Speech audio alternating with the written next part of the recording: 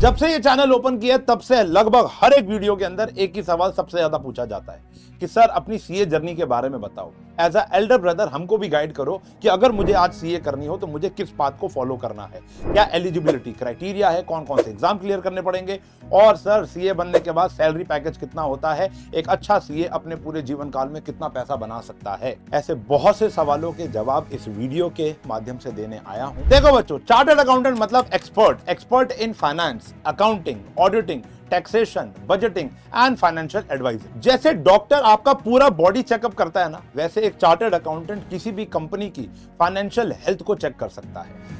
आपकी और मेरी भाषा में बात करें तो एक चार्टर्ड अकाउंटेंट कॉमर्स का पुजारी होता है जिसको हर एक ग्रंथ, हर एक श्लोक के बारे में पूरा का पूरा ज्ञान होता है। सीए का एक्चुअल काम होता है अकाउंट्स बनाना, अकाउंट्स बनाने के बाद उसे ऑडिट करना, टैक्सेशन फाइल करना, चाहे वो इनकम टैक्स हो, चाहे वो जीएसटी हो, बजटिंग करना, कंपनी की फ्यूचर ग्रोथ, उसको एडवाइस प्रोवाइड करना, बजटिंग करना, और उसके अलावा कंपनी के कंप्लायंसेस इंश्योर करना जो कि लागू किए जाते हैं as per Indian laws and income tax law. CA बनने के लिए आपको एक कोर्स करना पड़ता है जो कि कंडक्ट कराता है ICAI, institute of chartered accountants of India.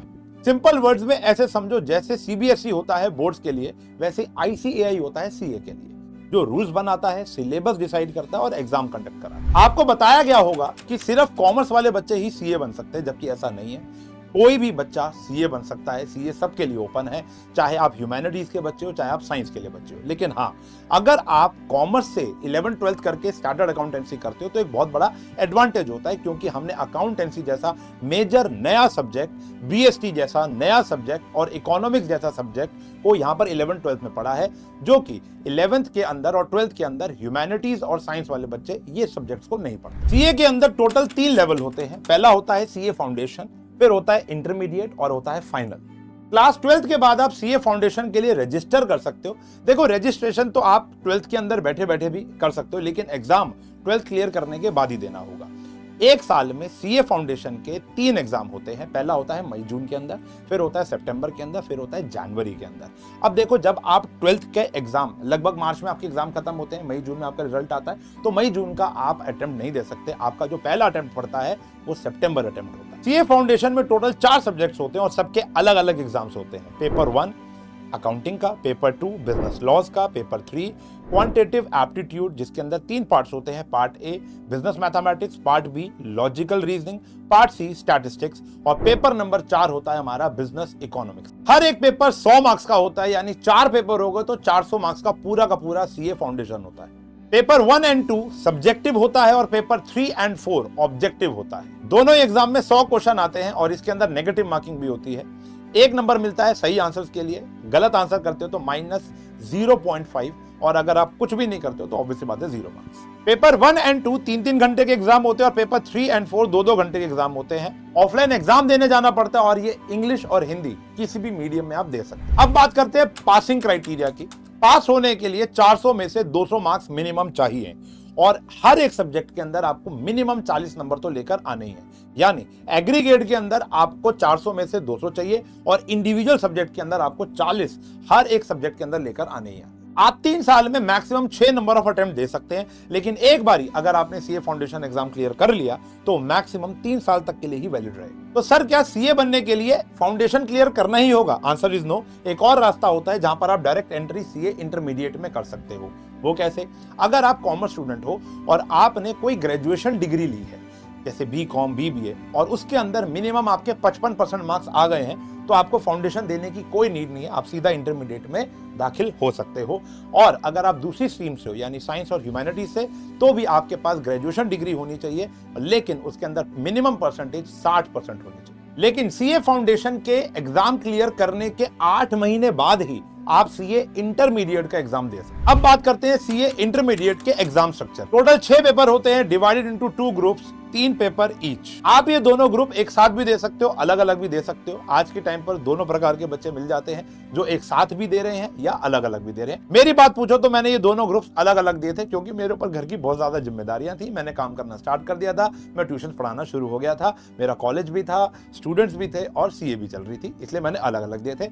आप अपनी नीड्स और अपनी कंफर्ट को देखकर इन दोनों में से या तो दोनों एक साथ दोगे या दोनों को अलग अलग। यहाँ पर हर एक पेपर 100 मार्क्स का होता है। लेकिन अगर आप इन दोनों ग्रुप्स को एक साथ देते हो और 400 प्लस नंबर स्कोर कर लेते हो तो सीए एग्जाम में एक टॉप 50 ऑल इंडिया रैंकर्स की लिस्ट निकलती है, आपका नाम उसमें आ सकता है। इसलिए अच्छे प्लानिंग के साथ आप अपना अटेम्प्ट डिसाइड करना कि दोनों एक साथ दोगे या अलग। इंटरमीडिएट को क्लियर करने की 2 कंडीशन, हर एग्जाम में कम से कम 40 मार्क्स, हर ग्रुप का टोटल 150 मार्क्स या उससे ज्यादा हो, हर सब्जेक्ट में मिनिमम 40 मार्क्स तो लाने ही लाने हैं और हर ग्रुप का मिनिमम टोटल 150 आना चाहिए। मान लेते हैं कि आप दोनों ग्रुप एक साथ दे रहे थे, ये कंडीशन पहले वाले ग्रुप में तो हो गई, यानी आपके इस ग्रुप के अंदर हर एक सब्जेक्ट में 40 नंबर भी आ गए और 150 प्लस हो गया, लेकिन ग्रुप बी के अंदर आप ऐसा नहीं कर पाए, तो आपका ये वाला ग्रुप तो क्लियर हो गया है। अब जब आप नेक्स्ट अटेम्प्ट दोगे तो सिर्फ ग्रुप बी दो। इसका भी एग्जाम प्योर ऑफलाइन होता है, वही पेन पेपर मॉडल होता है, मैक्सिमम क्वेश्चन सब्जेक्टिव रहते हैं, कुछ एमसीक्यू आते हैं,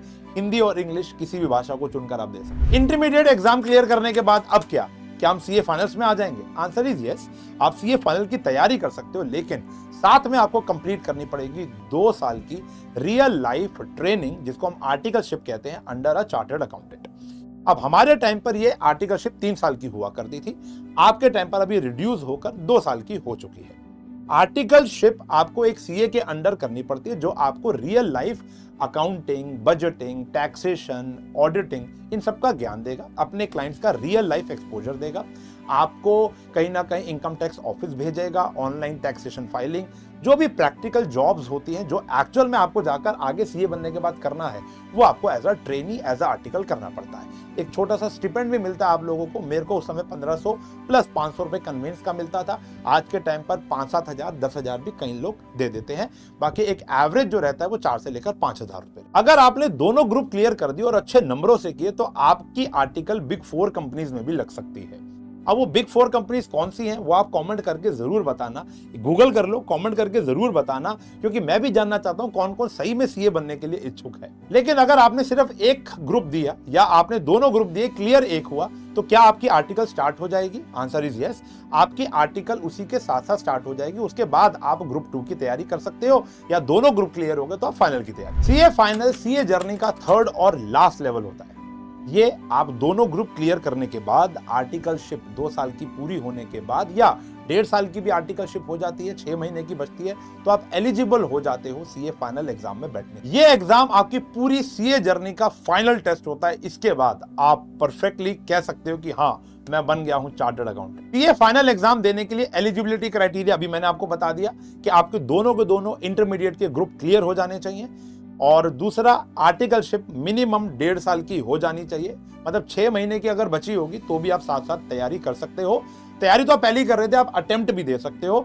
अगर आपका मान लो सीए फाइनल क्लियर हो जाता है, उसके बाद भी 1.5-2 महीने की, 3 महीने की अगर आर्टिकलशिप बची भी हुई है, उसके बाद पूरी करके सीए की डिग्री ले लो। सीए फाइनल्स में टोटल 6 पेपर होते हैं जो 2 ग्रुप्स में डिवाइडेड होते हैं। ग्रुप 1 अकाउंट्स, फाइनेंस और ऑडिट से जुड़े टॉपिक कवर किए जाते हैं। ग्रुप 2 में टैक्सेस और एक स्पेशल पेपर होता है जो केस स्टडी बेस्ड, जो ओपन बुक एग्जाम होता है। सीए फाइनल्स का एग्जाम नंबर 6 ये एक ओपन बुक एग्जाम होता है, जहां पर एक केस बेस्ड क्वेश्चन आपके सामने आएगा, जिसके अंदर एक प्रॉब्लम दी होगी, बिजनेस प्रॉब्लम दी होगी, उसका सॉल्यूशन आपको किताबों को खोलकर उसमें से ढूंढकर बताना हो। इस पेपर का फॉर्मेट कुछ इस प्रकार होता है। टोटल 5 केस स्टडीज दिए जाते हैं, जिनमें से आपको कोई 4 अटेम्प्ट करने होते हैं। 40% पेपर एमसीक्यू होता है, 60% डिस्क्रिप्टिव क्वेश्चन होता है। ये पेपर बिजनेस प्रॉब्लम को समझने के लिए, एनालाइज करने के लिए और उसको सॉल्यूशन देने की एबिलिटी चेक करने के लिए लिया जाता है। तो इसीलिए प्रैक्टिकल नॉलेज के साथ साथ कॉन्सेप्ट क्लैरिटी की बहुत ज्यादा जरूरत पड़ती है। एग्जाम पैटर्न वही बेटा, हर एक पेपर 100 मार्क्स का होता है, ओवरऑल 600 मार्क्स हो गए। आप इसको हिंदी इंग्लिश कैसे भी दे सकते हो। पेपर ऑफलाइन मोड पे ही होगा। मैक्सिमम क्वेश्चन सब्जेक्टिव रहते हैं, कुछ क्वेश्चंस ऑब्जेक्टिव भी आ जाते हैं। अगर आप दोनों में से कोई एक ग्रुप क्लियर कर लेते हो और एक ग्रुप नहीं हो पाता, तो आपको जब री अटेम्प्ट देना है तो सिर्फ इसी ग्रुप का देना है। ये वाला ग्रुप ऑलरेडी क्लियर हो चुका है, इसको दोबारा देने की नीड नहीं हो। सीए फाइनल साल में 2 बार ही होता है, मई एंड नवंबर। आप अपनी तैयारी अनुसार, कंफर्ट अनुसार कोई भी अटेम्प्ट चुन सकते। सीए फाइनल एग्जाम को देने के लिए कोई अटेम्प्ट लिमिट नहीं होती है।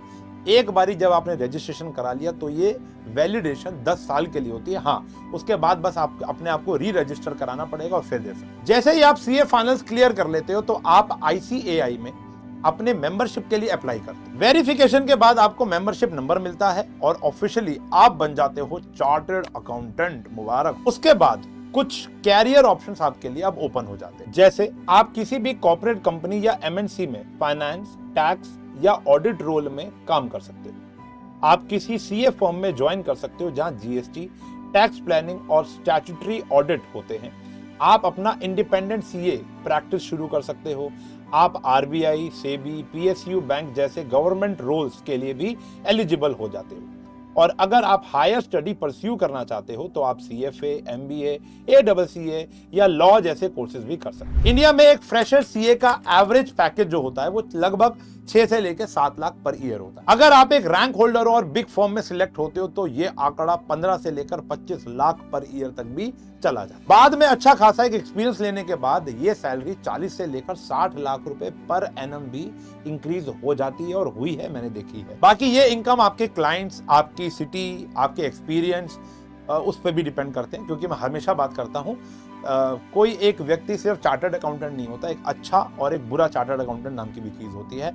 हमें जब भी कुछ शारीरिक दुख होता है तो हम बोलते हैं किसी अच्छे डॉक्टर को दिखाओ, ना कि हम बोलते हैं किसी भी डॉक्टर को दिखाओ। तो अच्छा और बुरा डॉक्टर भी होता है और अच्छा और बुरा चार्टर्ड अकाउंटेंट भी होता है। तो ये आपके एक्सपीरियंस और ये आपकी कहीं ना कहीं जितनी आपकी कॉन्सेप्ट नॉलेज और आपके क्लाइंट और आपका शहर, ये दोनों तीनों बातें डिपेंड करती है कि आप कितना पैसा। तो एक बार सीए जर्नी की क्विक समरी देख लेते हैं। पहले 12th के बाद सीए फाउंडेशन देना होता है, फिर इंटरमीडिएट के दोनों ग्रुप्स क्लियर करने होते हैं, उसके बाद 2 साल की आर्टिकल ट्रेनिंग करनी होती है, फिर आता है सीए का फाइनल एग्जाम। और जब सीए फाइनल एग्जाम क्लियर हो जाता है तो आईसीआई के मेंबरशिप मिल जाती है, तब जाके आप ऑफिशियली बन जाते हो एक चार्टर्ड अकाउंटेंट। और हाँ, इस पूरी जर्नी में बीच बीच में कुछ कुछ ट्रेनिंग्स भी होती हैं, जैसे आईटीटी की ट्रेनिंग जहां बच्चों को कंप्यूटर और ये सब चीजों के बारे में बताया जाता है, और एक ओरिएंटेशन प्रोग्राम होता है जहां पर सेल्फ पर्सनालिटी, इसके ऊपर भी बच्चों को एक presentation, how to represent your self, हाथ कैसे मिलाना है, बैठना उठना कैसे है, how to represent your company, your firm, your project,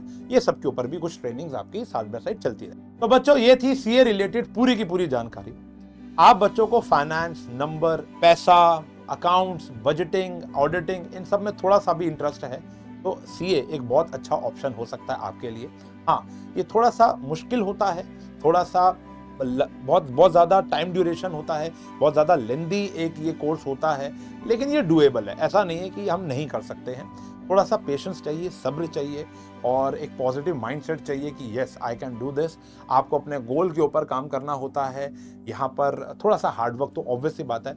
भाई, अगर आपको लॉ एंड कोर्स करना है, chartered accountancy is the law and course of commerce, तो यहाँ पर आपको कहीं ना कहीं बाकी बच्चों से हटकर जैसे मेहनत करनी पड़ती है, ठीक है ना।